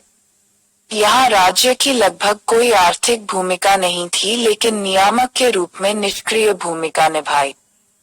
मिश्रित अर्थव्यवस्थाओं ने कम से कम उनके लिए एक आर्थिक भूमिका तय की थी, यानी ई, जबकि उन्होंने जरूरतमंद लोगों को सार्वजनिक वस्तुओं की आपूर्ति करने की एकमात्र भूमिका निभाई थी। कुछ मिश्रित अर्थव्यवस्थाओं में राज्य ने कुछ भूमिकाएं निभाईं। सब्सिडी का भारी बोझ उठाकर भी निजी सामान यानी ई की आपूर्ति करना। WB दस्तावेज विश्व विकास रिपोर्ट 1999 अर्थव्यवस्था में राज्य की संभावित और उपयुक्त भूमिकाओं पर एक निर्णय था, जिसने अर्थव्यवस्था की सामाजिक, आर्थिक और राजनीतिक जरूरतों के अनुसार अर्थव्यवस्था में राज्य की भूमिका को समय पर बदलने का सुझाव दिया। हम कीन्स के माध्यम से उस विवादास्पद प्रश्न को समझ सकते हैं जिसके लिए मानव जाति की राजनीतिक समस्या तीन चीजों को मिलाना है: आय, आर्थिक दक्षता, ई, सामाजिक न्याय और ई, व्यक्तिगत स्वतंत्रता। उपर्युक्त तीन उद्देश्यों को साकार करने की प्रक्रिया में एक अर्थव्यवस्था या तो अर्थव्यवस्था में केवल राज्य की भूमिका या अर्थव्यवस्था में केवल बाजार की भूमिका की अनुमति नहीं दे सकती है। इन चुनौतियों का ठीक से तभी सामना किया जा सकता है जब राज्य और बाजार दोनों को एक अर्थव्यवस्था में संतुलित भूमिका दी जाए। संतुलन को उसकी वर्तमान स्थिति और अर्थव्यवस्था के भविष्य के लक्ष्य की दिशा से परिभाषित किया जाए। अर्थव्यवस्थाओं में राज्य और बाजार की भूमिका के बीच सही संतुलन बनाने को विश्व व्यापार संगठन के बाद की दुनिया में आर्थिक सुधारों की प्रक्रिया के रूप में जाना जाने लगा। यदि हम एक अर्थव्यवस्था की आवश्यकता का विश्लेषण करते हैं, तो हम देखते हैं इसमें राज्य के लिए कुछ अनिवार्य भूमिकाएं। आय, यदि किसी अर्थव्यवस्था का विनियमन और नियंत्रण निजी व्यक्तियों या समूहों अर्थात फर्मों पर छोड़ दिया जाता है, तो वे दूसरों की कीमत पर अपने लाभ और रिटर्न को अधिकतम करने के लिए नियामक शक्तियों का उपयोग करेंगे। इसलिए यह भूमिका राज्य की होनी चाहिए। यह लोकतांत्रिक राजनीतिक व्यवस्था में अधिक तार्किक लगता है, जिसमें नियामक प्रावधानों में सबसे बड़ी संख्या के हितों का प्रतिनिधित्व किया जा रहा है। ई, लोगों को निजी वस्तुओं के उत्पादन और वितरण की जिम्मेदारी निजी क्षेत्र द्वारा अच्छी तरह से निभाई जा सकती है, क्योंकि यह एक लाभप्रद क्षेत्र है। राज्य को इस जिम्मेदारी के साथ खुद पर बोझ नहीं डालना चाहिए, क्योंकि इसे निजी क्षेत्र द्वारा अच्छी तरह से उठाया जा सकता है। लेकिन एक अर्थव्यवस्था में निजी क्षेत्र की उचित उपस्थिति के अभाव में दुनिया के कई देशों ने यह जिम्मेदारी भी राज्य को दे दी। भारत उनमें से एक है। लेकिन जैसे जैसे निजी क्षेत्र सक्षम होता गया, कुछ देशों में यह जिम्मेदारी राज्य द्वारा निजी क्षेत्र के पक्ष में छोड़ दी गई और उन अर्थव्यवस्थाओं में बेहतर विकास संभव हुआ है। इस अर्थ में भारत ने इस प्रक्रिया में देरी की, जबकि इंडोनेशिया, मलेशिया, थाईलैंड और दक्षिण कोरिया में राज्य ने निजी क्षेत्र के प्रवेश की अनुमति देकर इस जिम्मेदारी को छोड़ दिया। ई, जरूरतमंद लोगों को सामाजिक, सार्वजनिक वस्तुओं के उत्पादन और आपूर्ति की जिम्मेदारी निजी क्षेत्र पर नहीं छोड़ी जा सकती, क्योंकि यह घाटे का सौदा है। इसका मतलब है राज्य को पूरी जिम्मेदारी लेनी होगी या ऐसे क्षेत्रों में अपनी भूमिका का विस्तार करने की आवश्यकता हो सकती है, जैसा कि हम सुधार के बाद के भारत में देखते हैं। जैसे ही निजी क्षेत्र निजी वस्तुओं के उत्पादन और आपूर्ति में उचित भूमिका निभाने में सक्षम हो जाता है, राज्य अपने महत्वपूर्ण मानव और आर्थिक संसाधनों को बचाता है जिसे सार्वजनिक वस्तुओं के उत्पादन और वितरण की देखभाल के लिए स्थानांतरित किया जाता है। मूल रूप से WB अध्ययन ईस्ट एशियन मिरेकल 1993 मलेशियाई, थाई और दक्षिण कोरियाई अर्थव्यवस्थाओं के मामलों में एक प्रकार की मिश्रित अर्थव्यवस्था के ऊपर दिए गए बदलाव को दूसरी तरह की मिश्रित अर्थव्यवस्था को मान्यता देता है। मध्य के बाद से हो रहा है -1960 के दशक। जानकारों का मानना कि भारत में समय रहते यह बदलाव नहीं हो सका और एक बार जब यह शुरू हुआ 1991-92 तब तक बहुत देर हो चुकी थी और यह चुनाव स्वैच्छिक नहीं बल्कि अनिवार्य था। पूर्वी एशियाई अर्थव्यवस्थाएं उसी तरह की सुधार प्रक्रिया के लिए गई थीं, लेकिन उनकी पसंद से। वाशिंगटन आम सहमति शब्द वाशिंगटन सर्वसम्मति अमेरिकी अर्थशास्त्री जॉन विलियमसन द्वारा 1989 में गढ़ा गया था, जिसके तहत उन्होंने नीतिगत सुधारों का एक सेट सुझाया था जिसे वाशिंगटन यानी अंतर्राष्ट्रीय मुद्रा कोष और विश्व बैंक के अधिकांश अधिकारियों के लिए अच्छा होगा। उस समय के संकट से प्रेरित लैटिन अमेरिकी देश नीति सुधारों में 10 प्रस्ताव शामिल थे। आय, राजकोषीय अनुशासन, उच्च आर्थिक लाभ और प्राथमिक स्वास्थ्य देखभाल, प्राथमिक शिक्षा और बुनियादी ढांचे जैसे आय वितरण में सुधार करने की क्षमता दोनों की पेशकश करने वाले क्षेत्रों की ओर सार्वजनिक व्यय प्राथमिकताओं का पुनर्निर्देशन। कर सुधार, सीमांत दरों को कम करने और कर आधार को व्यापक बनाने के लिए। ब्याज दर उदारीकरण, एक प्रतिस्पर्धी विनिमय दर। व्यापार उदारीकरण, FDI प्रवाह का उदारीकरण, निजीकरण। विनियमन, प्रवेश और निकास के लिए बाधाओं को समाप्त करने के अर्थ में। सुरक्षित संपत्ति अधिकार। हालांकि आने वाले समय में इस शब्द का प्रयोग नव उदारवाद, लैटिन अमेरिका में बाजार कट्टरवाद, जैसा कि जॉर्ज सोरोस ने 1998 में बताया था, और यहाँ तक दुनिया भर में वैश्वीकरण के पर्यायवाची के रूप में किया जाने लगा। यह अक्सर एक चरम का वर्णन करने के लिए इस्तेमाल किया गया है और इस विश्वास के प्रति हठधर्मी प्रतिबद्धता की बाजार सब कुछ संभाल सकता है। लेकिन हकीकत कुछ और है। IMF, अंतर्राष्ट्रीय मुद्रा कोष, और WB, विश्व बैंक ने अमेरिकी ट्रेजरी के साथ मिलकर नीतियों के इन सेटों की सिफारिश की थी, खासकर 80 और 90 के दशक की अवधि के दौरान। नुस्खे मूल रूप से उस समय लैटिन अमेरिका में होने वाली बहुत ही वास्तविक समस्याओं का समाधान करने के लिए थे और बाद में अन्य स्थितियों की एक विस्तृत श्रृंखला को संभालने के लिए उनके उपयोग की भी मूल समर्थकों द्वारा आलोचना की गई है। वाशिंगटन सर्वसम्मति का नाम अक्सर कुछ हद तक दुर्भाग्यपूर्ण होने के रूप में उल्लेख किया गया है, खासकर इसके निर्माता द्वारा। जॉन विलियमसन का कहना है कि दुनिया भर के दर्शकों को लगता है कि यह नव उदारवादी नीतियों के एक समूह का प्रतीक है जो वाशिंगटन स्थित अंतर्राष्ट्रीय वित्तीय संस्थानों द्वारा असहाय देशों पर लगाए गए हैं और उन्हें संकट और दुख की ओर ले गए हैं। ऐसे लोग हैं जो मुंह से झाग निकले बिना शब्द का उच्चारण नहीं कर सकते।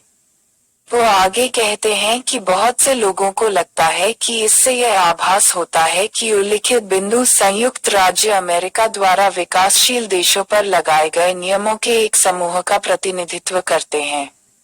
इसके बजाय विलियमसन ने हमेशा महसूस किया कि नुस्खे एक आम सहमति का प्रतिनिधित्व करते हैं क्योंकि वे इतने सार्वभौमिक हैं। योजना के कई समर्थकों को यह नहीं लगता कि यह हार्ड लाइन नव उदार एजेंडा का प्रतिनिधित्व करता है, जो कि मुक्त व्यापार विरोधी कार्यकर्ताओं का कहना है कि यह करता है। इसके बजाय इसे अपेक्षाकृत रूढ़िवादी मूल्यांकन के रूप में प्रस्तुत करता है कि कौन सी नीतियां किसी देश को आर्थिक स्थिरता में लाने में मदद कर सकती हैं। लेकिन नीतिगत नुस्खों ने उन प्रक्रियाओं को जन्म दिया जिन्हें उदारीकरण, निजीकरण, वैश्वीकरण, अर्थव्यवस्था में राज्य की भूमिका में कटौती, आदि के रूप में जाना जाता है दुनिया भर में, और उन देशों में जिन्हें WB से विकासात्मक वित्त पोषण मिला या चला गया भुगतान संतुलन संकट के समय में IMF को, जैसा कि भारत के मामले में जिसने IMF की शर्तों के तहत 1991 में अपनी सुधार प्रक्रिया शुरू की थी। यह ऐसा था जैसे मुक्त बाजार उदारवाद के एडम स्मिथ के नुस्खे ने अपना पुनर्जन्म नव उदारवाद में ले लिया है। कई विद्वान आज मानते हैं कि अमेरिका और यूरोपीय देशों के हालिया वित्तीय संकट किसी तरह आम सहमति में निहित विचारों से पैदा हुए हैं। पश्चिमी अर्थव्यवस्थाओं में महान मंदी, US सब प्राइम संकट के बाद यह माना जाता है कि विकास और विकास को सही करने के लिए बाजार पर निर्भरता अधिक समय तक नहीं रह सकती है, और दुनिया इसमें थोड़ा सा सहमत हो सकती है पूर्वी एशियाई राष्ट्रों के मामले में एक विकास राज्य के पक्ष में, जिन्होंने कभी भी अपने मजबूत विकास के लिए आम सहमति के लिए नहीं गए। इंटरवेंशनिस्ट स्टेट का कीनसन विचार वर्तमान समय में अंतिम विकल्प प्रतीत होता है, जैसा कि अमेरिकी नोबेल अर्थशास्त्री पॉल क्रुगमैन द्वारा सुझाया गया है, और इसके बाद जापानी प्रधानमंत्री शिंजो आबे। एबेनॉमिक्स के 3 तीर हैं। अर्थव्यवस्था के क्षेत्र। प्रत्येक अर्थव्यवस्था आर्थिक गतिविधियों के प्रतिफल को अधिकतम करने का प्रयास करती है, जिसमें वह शामिल होता है। अर्थव्यवस्था के संगठन सिद्धांत जो भी हों, आर्थिक गतिविधियों को मोटे तौर पर 3 व्यापक श्रेणियों में वर्गीकृत किया जाता है, जिन्हें अर्थव्यवस्था के 3 क्षेत्रों के रूप में जाना जाता है। 1. प्राथमिक क्षेत्र। इस क्षेत्र में वे सभी आर्थिक गतिविधियां शामिल हैं जहां प्राकृतिक संसाधनों का प्रत्यक्ष उपयोग होता है। कृषि, वानिकी, मछली पकड़ने, ईंधन, धातु, खनिज आदि के रूप में। कुछ अर्थव्यवस्थाओं में खनन गतिविधियों को द्वितीय क्षेत्र का एक हिस्सा माना जाता है, हालांकि हम यहाँ प्राकृतिक संसाधनों का प्रत्यक्ष उपयोग देखते हैं। मोटे तौर पर ऐसी अर्थव्यवस्थाएं अपने कृषि क्षेत्र को प्राथमिक क्षेत्र कहती हैं। भारत में यही स्थिति है। 2. माध्यमिक क्षेत्र। इस क्षेत्र को ठीक ही विनिर्माण क्षेत्र कहा जाता है, जो प्राथमिक क्षेत्र की उपज को कच्चे माल के रूप में उपयोग करता है। चूंकि विनिर्माण उद्योगों द्वारा किया जाता है, इसलिए इस क्षेत्र को औद्योगिक क्षेत्र रोटी और बिस्कुट, केक, ऑटोमोबाइल, कपड़ा आदि भी कहा जाता है। 3. तृतीय क्षेत्र। इस क्षेत्र में वे सभी आर्थिक गतिविधियां शामिल हैं जहां शिक्षा, बैंकिंग, बीमा, परिवहन, पर्यटन आदि जैसी विभिन्न सेवाएं उत्पन्न होती हैं। इस क्षेत्र को सेवा क्षेत्र के रूप में भी जाना जाता है। अर्थव्यवस्थाओं के प्रकार। किसी अर्थव्यवस्था के कुल उत्पादन में विशेष क्षेत्रों के हिस्से और उनकी आजीविका के लिए उन पर निर्भर जनसंख्या के अनुपात के आधार पर अर्थव्यवस्थाओं को अलग अलग नाम दिए जाते हैं, जैसे 1. कृषि अर्थव्यवस्था। एक अर्थव्यवस्था को कृषि प्रधान कहा जाता है यदि अर्थव्यवस्था के कुल उत्पादन GDP में उसके प्राथमिक क्षेत्र का हिस्सा 50% या उससे अधिक हो। आजादी के समय भारत एक ऐसी अर्थव्यवस्था था, लेकिन अब यह एक सेवा अर्थव्यवस्था के विशिष्ट लक्षण को दर्शाता है, जिसमें प्राथमिक क्षेत्र का योगदान इसकी कुल उपज का लगभग 18% है, जबकि उनकी आबादी का लगभग 60% है। आजीविका के लिए प्राथमिक क्षेत्र पर निर्भर है। इस प्रकार मौद्रिक दृष्टि से भारत अब एक कृषि प्रधान अर्थव्यवस्था नहीं है। निर्भरता अनुपात इसे ऐसा बनाता है। भारत दुनिया के आर्थिक इतिहास में ऐसा पहला उदाहरण है। 2. औद्योगिक अर्थव्यवस्था। यदि द्वितीय क्षेत्र किसी अर्थव्यवस्था के कुल उत्पादन मूल्य में 50% या उससे अधिक का योगदान करता है, तो यह एक औद्योगिक अर्थव्यवस्था है। योगदान जितना अधिक होगा, औद्योगिकरण का स्तर उतना ही अधिक होगा। पश्चिमी अर्थव्यवस्थाएं जो शुरुआती औद्योगिकरण के लिए चली गईं, वे तेजी से आय अर्जित कर रही थीं और विकसित अर्थव्यवस्थाओं के रूप में जानी जाती थीं। औद्योगिकरण की प्रक्रिया के संतृप्त होने के बाद इनमें से अधिकांश अर्थव्यवस्थाओं ने इस चरण को पार कर लिया है। 3. सेवा अर्थव्यवस्था। एक अर्थव्यवस्था जिसका 50% या अधिक उत्पादन मूल्य तृतीय क्षेत्र से आता है, सेवा अर्थव्यवस्था के रूप में जाना जाता है। दुनिया में इस तरह की पहली अर्थव्यवस्थाएं प्रारंभिक औद्योगिक अर्थव्यवस्थाएं थीं। तृतीय क्षेत्र ऐसी अर्थव्यवस्थाओं में सबसे बड़ी संख्या में लोगों को आजीविका प्रदान करता है। पिछले दशक 2003-04 से 2012-13 में विकास तेजी से सेवा क्षेत्र से आया है, जिसका अर्थव्यवस्था के समग्र विकास में योगदान 65% रहा है, जबकि औद्योगिक और कृषि क्षेत्रों का योगदान 27% रहा है। क्रमशः प्रतिशत और 8%। 19वीं शताब्दी के अंत तक कम से कम पश्चिमी दुनिया में यह एक अच्छी तरह से स्थापित तथ्य था कि कृषि गतिविधियों की तुलना में औद्योगिक गतिविधियां आय अर्जित करने का एक तेज तरीका था। द्वितीय विश्व युद्ध ने पूरी दुनिया के लिए इस तथ्य को स्थापित कर दिया था और लगभग हर देश ने औद्योगिकरण की प्रक्रिया के लिए अपनी तैयारी शुरू कर दी थी।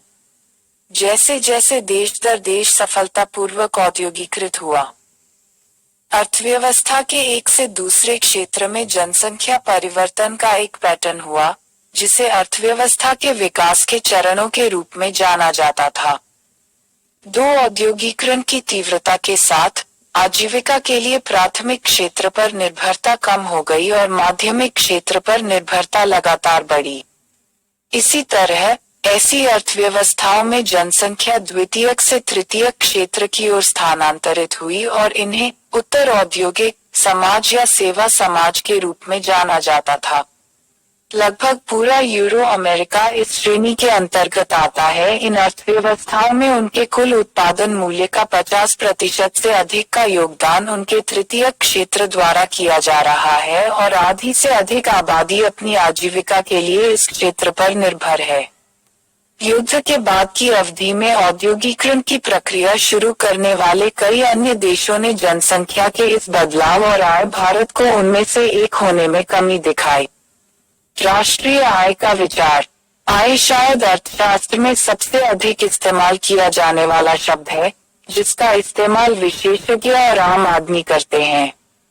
राष्ट्रों और उनके नागरिकों की भलाई और खुशी को निर्धारित करने के लिए आय स्तर सबसे अधिक इस्तेमाल किया जाने वाला उपकरण है। यह आज भी सच है, भले ही हम जानते हों कि आय समाज की भलाई के बारे में जानने के लिए एक संपूर्ण विचार नहीं है। आय की अवधारणा के बारे में ऐसी धारणा का कुछ कारण रहा है। मूल रूप से जब 1990 के दशक की शुरुआत में मानव विकास का विचार अस्तित्व में आया, तो मानव विकास सूचकांक की अवधारणा अंततः किसी देश में किसी व्यक्ति की आय के स्तर पर बहुत अधिक निर्भर थी। शिक्षा और जीवन प्रत्याशा को तभी बढ़ाया जा सकता है जब निवेश की आवश्यक राशि उन पर व्यय हो सकती है। जुटाया। इस प्रकार किसी तरह आय हो गई विकास के केंद्र बिंदु के रूप में स्थापित। मानव विकास। चूंकि एक व्यक्ति की आय को मापा जा सकता है, इसे एक राष्ट्र और पूरी दुनिया के लिए मापा जा सकता है।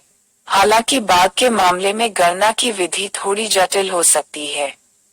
समय के साथ एक राष्ट्र की आय की गणना करने के लिए 4 विचार तरीके विकसित हुए, जो राष्ट्रीय आय लेखांकन की विषय वस्तु हैं, एक ऐसा क्षेत्र जिससे वाणिज्य और सांख्यिकी विषय निकटता से जुड़े हुए हैं। किसी अर्थव्यवस्था की आय को देखने के ये 4 तरीके, हालांकि कुछ मायनों में एक दूसरे से भिन्न हैं। जीडीपी, एनडीपी, जीएनपी और एनएनपी की अवधारणाएं हैं।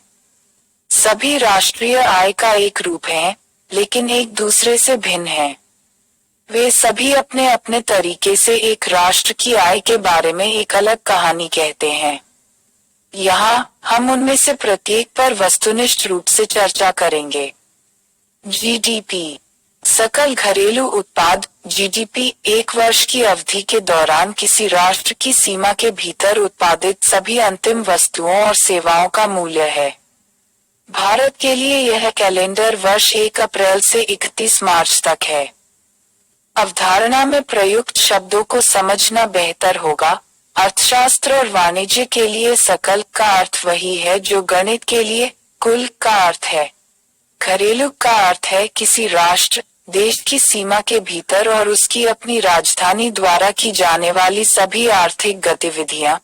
उत्पाद का प्रयोग वस्तुओं और सेवाओं को एक साथ परिभाषित करने के लिए किया जाता है। और अंतिम का अर्थ किसी उत्पाद का वह चरण है जिसके बाद उसमें मूल्यवर्धन की कोई ज्ञात संभावना नहीं है। जीडीपी की अवधारणा के विभिन्न उपयोग हैं, जैसा कि नीचे दिया गया है। आय, इसमें प्रति वर्ष प्रतिशत परिवर्तन है। एक अर्थव्यवस्था की विकास दर, उदाहरण के लिए यदि किसी देश की जीडीपी रु 107 जो पिछले साल की तुलना में 7 रुपए अधिक है, इसकी विकास दर 7% है। जब हम बढ़ती हुई अर्थव्यवस्था शब्द का प्रयोग करते हैं, तो इसका अर्थ है कि अर्थव्यवस्था अपनी आय को जोड़ रही है, अर्थात मात्रात्मक शब्दों में। यह एक मात्रात्मक अवधारणा है और इसका आयतन, आकार अर्थव्यवस्था की आंतरिक ताकत को दर्शाता है। लेकिन यह उत्पादित वस्तुओं और सेवाओं के गुणात्मक पहलुओं के बारे में कुछ नहीं कहता है। इसका उपयोग आय द्वारा अपने सदस्य देशों के तुलनात्मक विश्लेषण में किया जाता है। एनडीपी, शुद्ध घरेलू उत्पाद। एनडीपी सकल घरेलू उत्पाद है जिसकी गणना मूल्यह्रास के मूल्य के भार को समायोजित करने के बाद की जाती है। यह मूल रूप से सकल घरेलू उत्पाद का शुद्ध रूप है, अर्थात सकल घरेलू उत्पाद माइनस व्यय मूल्यह्रास का कुल मूल्य है जो वस्तुओं और सेवाओं के उत्पादन के दौरान संपत्ति में हुआ था। प्रत्येक संपत्ति मनुष्यों को छोड़कर उनके उपयोग की प्रक्रिया में मूल्यह्रास के लिए जाती है, जिसका अर्थ है कि वे पहनते हैं और फाड़ते हैं। अर्थव्यवस्थाओं की सरकारें उन दरों का निर्धारण और घोषणा करती हैं जिनके द्वारा संपत्ति का मूल्यह्रास होता है। भारत में वाणिज्य और उद्योग मंत्रालय द्वारा किया गया और एक सूची प्रकाशित की जाती है जिसका उपयोग अर्थव्यवस्था के विभिन्न वर्गों द्वारा मूल्यह्रास के वास्तविक स्तरों को निर्धारित करने के लिए किया जाता है। विभिन्न संपत्ति, उदाहरण के लिए भारत में एक आवासीय घर में 1% प्रति वर्ष मूल्यह्रास की दर है। एक बिजली के पंखे की प्रति वर्ष 10% है, आदि संपत्ति की कीमत के संदर्भ में गणना की जाती है। यह एक तरीका है कि कैसे अर्थशास्त्र में मूल्यह्रास का उपयोग किया जाता है। दूसरे तरीके से इसका उपयोग बाहरी क्षेत्र में किया जाता है, जबकि घरेलू मुद्रा विदेशी मुद्राओं के सामने स्वतंत्र रूप से तैरती है, यदि घरेलू मुद्रा का मूल्य निम्न में आता है। एक विदेशी मुद्रा के सामने बाजार तंत्र, यह घरेलू मुद्रा में मूल्यह्रास की स्थिति है, जिसकी गणना घरेलू मुद्रा के मूल्य में हानि के रूप में की जाती है। इस प्रकार एनडीपी, जीडीपी, मूल्यह्रास। इस तरह एक अर्थव्यवस्था के एनडीपी को उसी वर्ष के सकल घरेलू उत्पाद से हमेशा कम होना चाहिए, क्योंकि मूल्यह्रास को शून्य करने का कोई तरीका नहीं है।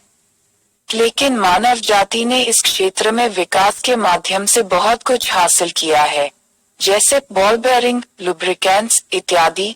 सभी अवमूल्यन के स्तर को कम करने के लिए नवाचार किए गए हैं। एनडीपी की अवधारणा के विभिन्न उपयोग नीचे दिए गए हैं।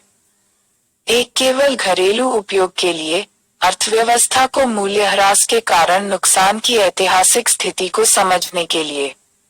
तुलनात्मक अवधि में उद्योग और व्यापार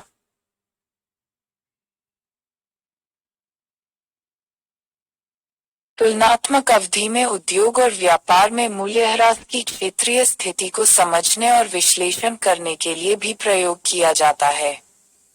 बी, अनुसंधान और विकास के क्षेत्र में अर्थव्यवस्था की उपलब्धियों को दिखाने के लिए, जिन्होंने ऐतिहासिक समय अवधि में मूल्यह्रास के स्तर को काटने की कोशिश की है। हालांकि तुलनात्मक अर्थशास्त्र में, यानी दुनिया की अर्थव्यवस्थाओं की तुलना करने के लिए एनडीपी का उपयोग नहीं किया जाता है। ऐसा क्यों है? यह मूल्यह्रास की विभिन्न दरों के कारण है जो दुनिया की विभिन्न अर्थव्यवस्थाओं द्वारा निर्धारित की जाती है। मूल्यह्रास की दरें तर्क पर आधारित हो सकती हैं, जैसा कि भारत में घरों के मामले में है। भारत में घर बनाने के लिए उपयोग की जाने वाली सीमेंट, ईंट, रेत और लोहे की छड़ें आने वाले 100 वर्षों तक इसे बनाए रख सकती हैं। इस प्रकार मूल्यह्रास की दर 1% प्रति वर्ष निर्धारित किया गया है। लेकिन यह हर समय तर्क पर आधारित नहीं हो सकता है। उदाहरण के लिए, फरवरी 2000 तक भारी वाहनों, 6 पहिए और उससे अधिक वाले वाहन के लिए मूल्यह्रास की दर 20% थी, जबकि बाद में इसे बढ़ावा देने के लिए इसे बढ़ाकर 40% कर दिया गया था। देश में भारी वाहनों की बिक्री रेट डबल करने का कोई लॉजिक नहीं था। मूल रूप से मूल्यह्रास और इसकी दरों का उपयोग आधुनिक सरकारों द्वारा भी किया जाता है, आर्थिक नीति निर्माण के एक उपकरण के रूप में, जो अर्थशास्त्र में मूल्यह्रास का उपयोग करने का तीसरा तरीका है। जीएनपी, सकल राष्ट्रीय उत्पाद। जीएनपी किसी देश की विदेश से आय के साथ जोड़ा गया सकल घरेलू उत्पाद है। यहाँ एक अर्थव्यवस्था की सीमा पार आर्थिक गतिविधियों को भी ध्यान में रखा जाता है। जिन मदों को विदेश से आय खंड में गिना जाता है वे हैं: आय, व्यापार संतुलन, किसी देश के कुल निर्यात और आयात के वर्ष के अंत में शुद्ध परिणाम सकारात्मक या नकारात्मक हो सकता है, तदनुसार जीडीपी के साथ जोड़ा जाता है। भारत के मामले में यह लगातार 3 वर्षों को छोड़कर हमेशा नकारात्मक रहा है। 2003 जब यह सकारात्मक था। वर्षों के दौरान सेवा क्षेत्र के निर्यात के उच्च स्तर के कारण तेजी से बढ़ते बीपीओ उद्योग। बाहरी ऋणों का ब्याज भुगतान के मोर्चे पर शुद्ध परिणाम, यानी बाह्य प्रवाह का संतुलन, अर्थव्यवस्था द्वारा उधार दिए गए धन पर, और बहिर्वाह अर्थव्यवस्था द्वारा उधार लिए गए धन पर रुचियां। भारत के मामले में यह हमेशा नकारात्मक रहा है क्योंकि अर्थव्यवस्था विश्व अर्थव्यवस्थाओं से शुद्ध कर्जदार रही है। निजी प्रेषण का शुद्ध परिणाम, भारत से बाहर भारत में काम करने वाले भारतीय नागरिकों और भारत में काम करने वाले विदेशी नागरिकों अपने गृह देशों में के निजी हस्तांतरण के कारण जो धन अंतर्वाह और बहिर्वाह होता है। इस मोर्चे पर भारत हमेशा 1990 के दशक की शुरुआत तक खाड़ी क्षेत्र से, जो बाद में खाड़ी युद्ध के कारण वहां काम कर रहे भारतीयों के भारी देशबद्ध आंदोलनों के मद्देनजर गिर गया, और बाद में संयुक्त राज्य अमेरिका और अन्य यूरोपीय देशों से एक लाभार्थी रहा है। राष्ट्र का आज भारत निजी का सबसे अधिक प्राप्त करता है। विश्व में प्रेषण, विश्व बैंक के अनुसार 2014 में $71 बिलियन, 2013 में यह $70 बिलियन वर्ष का उच्चतम अनुमानित था। चीन 2014 में दूसरे $64 अरब गिरा। अंततः विदेश से आय खंड के तीनों घटकों का संतुलन सकारात्मक या नकारात्मक हो सकता है। भारत के मामले में यह हमेशा नकारात्मक रहा है, व्यापार घाटे के कारण, भारी बहिर्वाह और विदेशी ऋणों पर ब्याज भुगतान के कारण। इसका मतलब है, विदेश से आय को भारत के सकल घरेलू उत्पाद की गणना के लिए भारत के सकल घरेलू उत्पाद से घटाया जाता है। सामान्य सूत्र जीएनपी इक्वल्स जीडीपी जोड़ विदेश से आय है, लेकिन यह भारत के मामले में जीएनपी जीडीपी विदेश से आय, जीडीपी आय विदेश से आय हो जाती है। इसका मतलब है कि भारत का जीएनपी हमेशा उसकी जीडीपी से कम होता है। जीएनपी की अवधारणा के विभिन्न उपयोग नीचे दिए गए हैं। आय, यह राष्ट्रीय आय है जिसके अनुसार आईएमएफ विश्व के देशों को क्रय शक्ति समता पीपीपी पर की मात्रा के आधार पर रैंक करता है। पीपीपी पर विस्तृत चर्चा के लिए पाठक अध्याय 24 में वर्णानुक्रम में इसकी खोज कर सकते हैं। भारत को दुनिया की चौथी सबसे बड़ी अर्थव्यवस्था संयुक्त राज्य अमेरिका, चीन और जापान के बाद के रूप में स्थान दिया गया है, जबकि रुपए की नामात्र प्रचलित विनिमय दर के अनुसार 11वीं सबसे बड़ी अर्थव्यवस्था। भारत यह सकल घरेलू उत्पाद की तुलना में राष्ट्रीय आय की अधिक विस्तृत अवधारणा है, क्योंकि यह अर्थव्यवस्था के मात्रात्मक और साथ ही गुणात्मक पहलुओं, यानी आंतरिक और साथ ही अर्थव्यवस्था की बाहरी ताकत की ओर संकेत करता है। यह हमें अर्थव्यवस्था के उत्पादन, व्यवहार और पैटर्न के बारे में कई तथ्य सीखने में सक्षम बनाता है, जैसे बाहरी दुनिया अपने उत्पाद पर कितना निर्भर है और यह दुनिया पर कितना निर्भर है। उसी के लिए संख्यात्मक रूप से इसके व्यापार संतुलन का आकार और शुद्ध प्रवाह दिखाया गया है। अंतर्राष्ट्रीय स्तर पर इसके मानव संसाधन का मानक क्या है, इसके निजी प्रेषण के आकार और शुद्ध प्रवाह द्वारा दिखाया गया है। विश्व अर्थव्यवस्थाओं से और उन्हें वित्तीय सहायता के संबंध में इसकी क्या स्थिति है। बाह्य उधार पर ब्याज के शुद्ध प्रवाह द्वारा दिखाया गया है। एनएनपी एक अर्थव्यवस्था का शुद्ध राष्ट्रीय उत्पाद एनएनपी मूल्यह्रास के कारण हुए नुकसान को घटाने के बाद जीएनपी है। इसे प्राप्त करने का सूत्र इस प्रकार लिखा जा सकता है, एनएनपी जीएनपी मूल्यह्रास या एनएनपी मूल्यह्रास। विदेश से जीडीपी आय एनएनपी की अवधारणा के विभिन्न उपयोग हैं, जैसा कि नीचे दिया गया है। आय यह किसी अर्थव्यवस्था की राष्ट्रीय आय नी है। हालांकि जीडीपी, एनडीपी और जीएनपी सभी राष्ट्रीय आय हैं, लेकिन इन्हें बड़े अक्षरों में एन और आई के साथ नहीं लिखा जाता है। यह किसी राष्ट्र की आय का शुद्धतम रूप है। जब हम एनएनपी को किसी राष्ट्र की कुल जनसंख्या से विभाजित करते हैं तो हमें उस राष्ट्र की प्रति व्यक्ति आय पीसीआई यानी प्रति व्यक्ति प्रति वर्ष आय प्राप्त होती है। यहाँ एक बहुत ही बुनियादी बिंदु पर ध्यान दिया जाना चाहिए कि यह वह बिंदु है जहाँ विभिन्न देशों द्वारा अपनाई जाने वाली मूल्यह्रास की दरों में फर्क पड़ता है। मूल्यह्रास की उच्च दर राष्ट्र के पीसीआई को कम करती है। इसका तार्किक या कृत्रिम कारण जो भी हो, क्योंकि मूल्यह्रास नीति निर्माण के एक उपकरण के रूप में इस्तेमाल किया जा रहा है। हालांकि अर्थव्यवस्थाएं विभिन्न संपत्तियों के लिए मूल्यह्रास की किसी भी दर को तय करने के लिए स्वतंत्र हैं। जब राष्ट्रों के एनआई की तुलना अंतर्राष्ट्रीय वित्तीय संस्थानों जैसे आईएमएफ, डब्ल्यूबी, एडीबी आदि द्वारा की जाती है, तो उनके द्वारा तय की गई दरों में फर्क पड़ता है। जनवरी 2015 में केंद्रीय सांख्यिकी कार्यालय सीएसओ द्वारा राष्ट्रीय खातों की गणना के लिए आधार वर्ष पद्धति के साथ संशोधित किया गया था, जो आगामी पृष्ठों में दिया गया है। पाठक लेखांकन प्रक्रिया में मुख्य अंतर को समझने में सक्षम है। इस संस्करण में पुरानी पद्धति से संबंधित साहित्य को अपरिवर्तित छोड़ दिया गया है। हम भविष्य की परीक्षाओं में उनके तुलनात्मक पहलुओं पर प्रश्नों की अपेक्षा कर सकते हैं। राष्ट्रीय आय की लागत और मूल्य। राष्ट्रीय आय की गणना करते समय लागत और कीमत से संबंधित मुद्दों को भी तय करने की आवश्यकता होती है। मूल रूप से लागत और कीमतों के दो सेट हैं और एक अर्थव्यवस्था को यह चुनने की जरूरत है कि वह अपनी राष्ट्रीय आय की गणना दो लागतों और दो कीमतों में से किस पर करेगी। आइए इस भ्रम और इस भ्रम की प्रासंगिकता को समझते हैं। 4.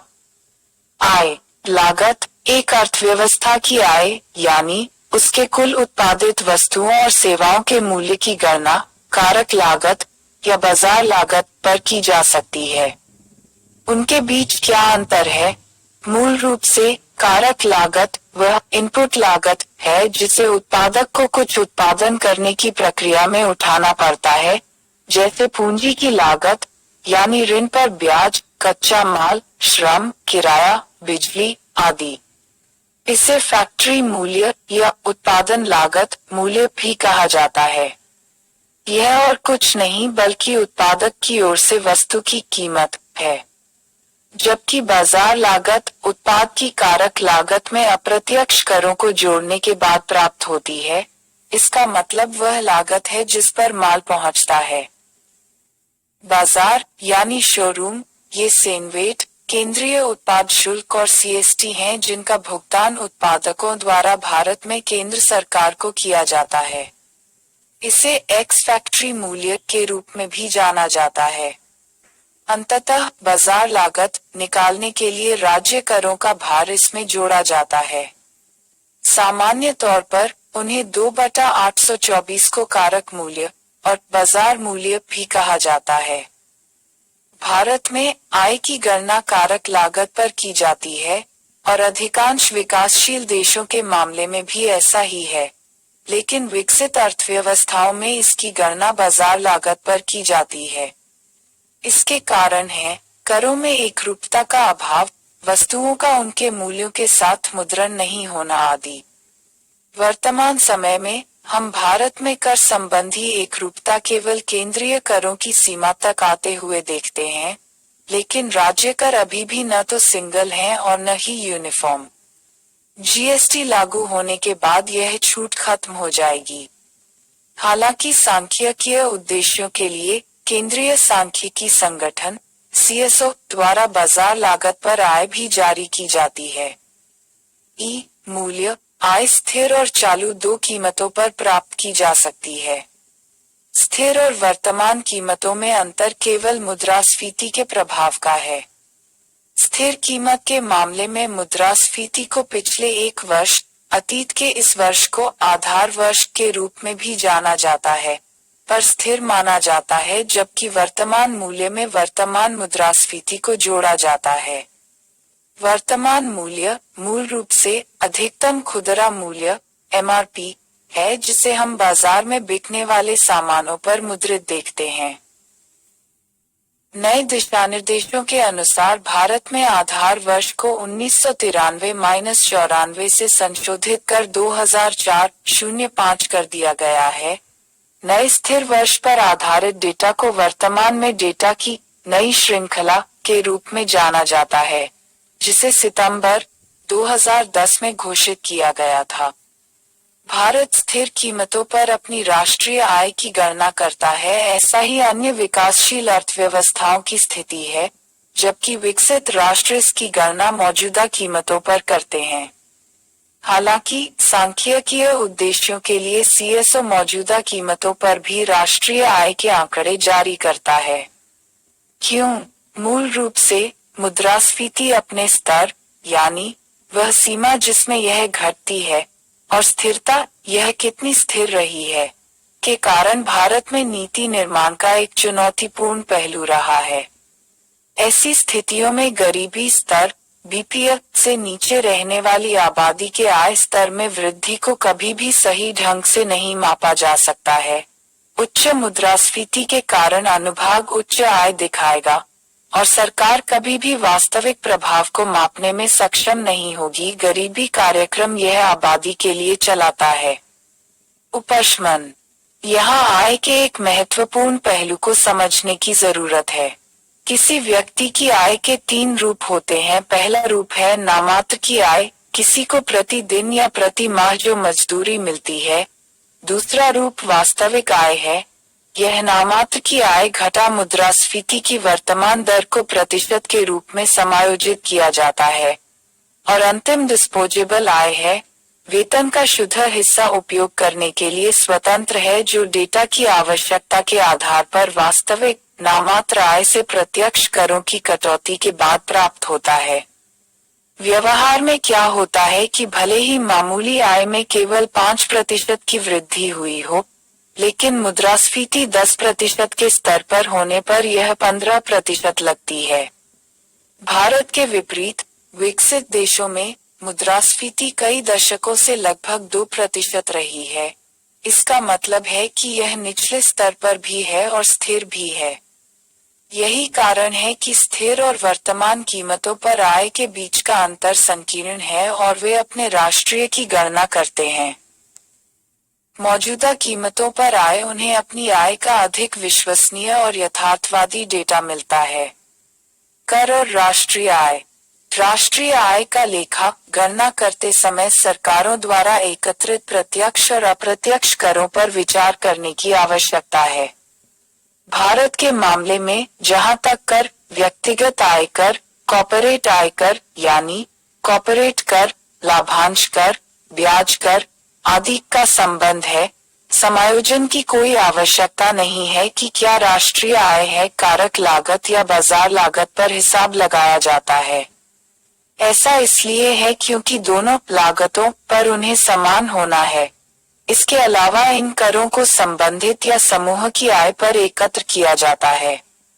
व्यक्ति, लेकिन अप्रत्यक्ष करों की राशि, सेनवेट, सीमा शुल्क, केंद्रीय बिक्री कर, वैट, राज्य उत्पाद शुल्क आदि को ध्यान में रखा जाना चाहिए यदि राष्ट्रीय आय को कारक लागत, जो कि भारत के मामले में है, पर ध्यान दिया जाना चाहिए। कोष्टक, यदि राष्ट्रीय आय की गणना कारक लागत पर की जाती है तो कुल अप्रत्यक्ष करों की राशि को इसमें से घटाया जाना चाहिए। ऐसा क्यों? ऐसा इसलिए है क्योंकि उन्हें दो बार जोड़ा गया है। एक बार उन लोगों समूह के हाथों में जो उन्हें भुगतान करते हैं, क्योंकि वे चीजों को खरीदते समय अपनी डिस्पोजेबल आय से इसके लिए भुगतान करते हैं, और अन्य सरकारों के हाथों में उनकी आय के रूप में रसीदें। अप्रत्यक्ष करों का संग्रह स्रोत डिस्पोजेबल आय है, जो व्यक्तियों और कंपनियों के पास उनके प्रत्यक्ष करों का भुगतान करने के बाद होता है जिससे वे कोई खरीदारी करते हैं, और अंत में अप्रत्यक्ष कर विभिन्न सरकारों तक पहुंचते हैं। इस प्रकार यदि राष्ट्रीय आय की गणना कारक लागत पर की जाती है तो इसे प्राप्त करने का सूत्र होगा कारक लागत बाजार लागत पर राष्ट्रीय आय अप्रत्यक्ष कर NNPAT। हालांकि यदि राष्ट्रीय आय बाजार लागत पर प्राप्त की जा रही है तो अप्रत्यक्ष करों को इसमें से काटने की आवश्यकता नहीं है। इस मामले में सरकारों को अप्रत्यक्ष करों से होने वाली अपनी आय को राष्ट्रीय आय में जोड़ने की आवश्यकता नहीं है। इसका अर्थ है कि कारक लागत पर राष्ट्रीय आय लेखांकन के मामले में भ्रम केवल अप्रत्यक्ष करों से संबंधित है। सब्सिडी और राष्ट्रीय आय। अप्रत्यक्ष करों के समान विभिन्न सब्सिडी जो सरकारों द्वारा अग्रेषित की जाती हैं, उन्हें राष्ट्रीय आय की गणना करते समय समायोजित करने की आवश्यकता होती है। उन्हें भारत के मामले में बाजार लागत पर राष्ट्रीय आय में जोड़ा जाता है। कारक लागत पर राष्ट्रीय आय प्राप्त करने के लिए राष्ट्रीय आय में सब्सिडी को बाजार लागत पर जोड़ा जाता है। इसका कारण यह है कि जिस कीमत पर सरकार द्वारा रियायती वस्तुओं और सेवाओं को उपलब्ध कराया जाता है, वह उनकी वास्तविक कारक लागत नहीं होती है। सब्सिडी वस्तुओं और सेवाओं की कारक लागत पर अग्रेषित की जाती है, अन्यथा हमारे पास एक विकृत मूल्य होगा जो कम होगा इसके वास्तविक मूल्य से अधिक।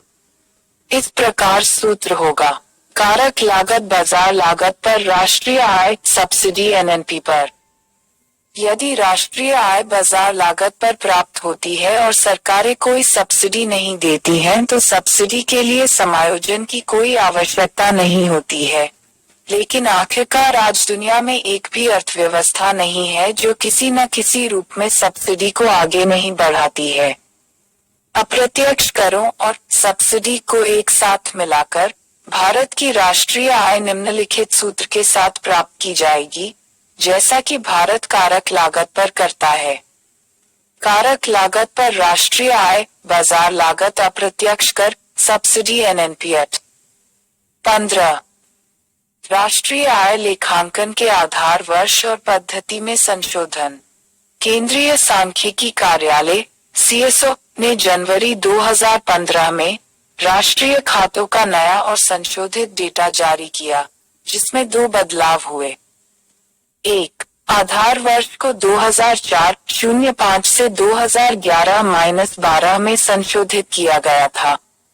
यह राष्ट्रीय सांख्यिकी आयोग NSC की सिफारिश के अनुसार किया गया था, जिसने हर 5 साल में सभी आर्थिक सूचकांकों के आधार वर्ष को संशोधित करने की सलाह दी थी।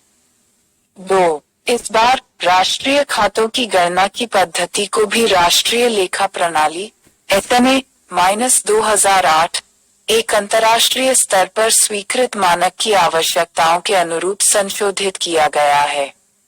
इस संशोधन में शामिल किए गए प्रमुख परिवर्तन नीचे दिए गए हैं। आय हेडलाइन वृद्धि दर अब स्थिर बाजार मूल्यों पर जीडीपी द्वारा मापी जाएगी, जिसे अब से जीडीपी, जैसा कि अंतर्राष्ट्रीय स्तर पर प्रथा है, के रूप में संदर्भित किया जाएगा। पहले विकास दर को कारक लागत और स्थिर कीमतों पर जीडीपी में वृद्धि दर के रूप में मापा जाता था। ग्रॉस वैल्यू एडेड जीवीए -5 का फैक्टरवार अनुमान अब फैक्टर कॉस्ट के बजाय बेसिक प्राइस 6 पर दिया जाएगा। कारक लागत पर जीवीए, मूल कीमतों पर जीवीए और जीडीपी, बाजार कीमतों पर, के बीच संबंध नीचे दिया गया है। मूल कीमतों पर जीवीए सीएफसी उत्पादन कर कम उत्पादन सब्सिडी। कारक लागत पर जीवीए, मूल कीमतों पर जीवीए, उत्पादन कर कम उत्पादन सब्सिडी। मूल कीमतों पर जीडीपी जीवीए, उत्पाद कर उत्पाद सब्सिडी। कहाँ सी कर्मचारियों का मुआवजा, ओएस परिचालन अधिशेष, एमआई मिश्रित आय और सीएफसी अचल पूंजी की खपत। उत्पादन